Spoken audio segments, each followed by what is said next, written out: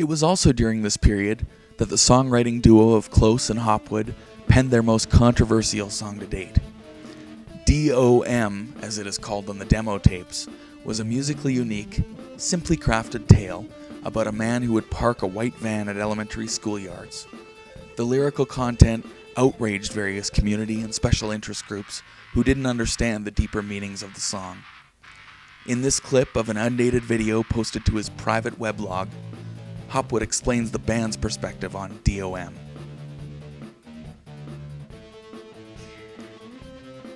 People just weren't ready for a mainstream rock song about pedophilia.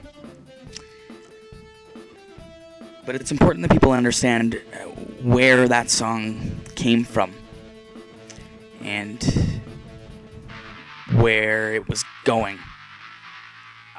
And in that way, maybe, we were too ahead of our time.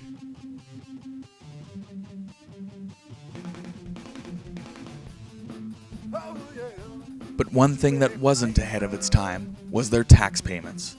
In fact, they owed significant back taxes for royalties from the 70s outro single that had been ignored due to poor management. Rumors of bankruptcy only further fueled speculation that the band was going under, on the verge of collapsing under its own weight.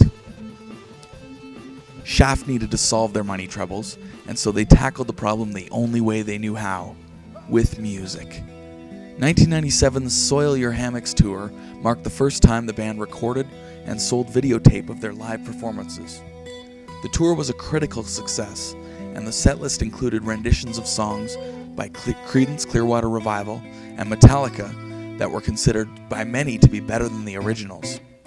The tour also marked the introduction of Tony Planeta as lead singer, a move welcomed by fans who knew him as the brother of the lead guitarist of Nicotine. Their money troubles behind them, the band was free to concentrate on new projects. They returned to Courtenay to perform at the inaugural Cabin Fest. Cabin Fest 98 saw Shaft play a triumphant show for legions of fans who were awed by what was becoming a powerhouse band. Stories of drunkenness and orgies are in no short supply, but the band is tight-lipped about their behind-the-scenes shenanigans.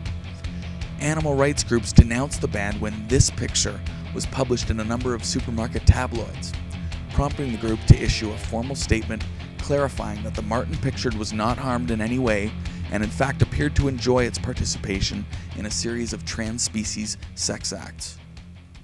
But the glory was not to last. Apparently unable to handle the pressures of fronting such an incendiary group, Tony Planeta left the band under mysterious circumstances. He had been given the nickname Stony Placenta by fans of the band, unable to accept the new sound he brought to the table, and the heckling was evidently too much for him. But Shaft will always be remembered as the band whose one-time lead singer was the brother of the lead guitarist of Nicotine, a band once considered the second best hard rock band in Victoria for 1 year during the 1990s. Yes, they will always be remembered for that. Unable to keep the band together during this tumultuous time, Close and Phillips eventually wound up in Calgary, Alberta. Pin and Hopwood drifted off as well, with Hopwood jumping from city to city in vain attempts to escape a creeping drug addiction that was increasingly isolating him from the rest of the group. Many critics have made comparison between the band and the Beatles. For example, Close and Hopwood are often identified favorably with Lennon and McCartney. But Pin could be likened to Pete Best, a great musician who wouldn't play with the band again after the Shaft disintegration.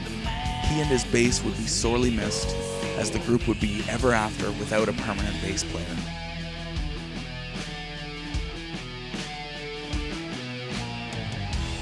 Just one shot to say goodbye when the last taste of morning cries.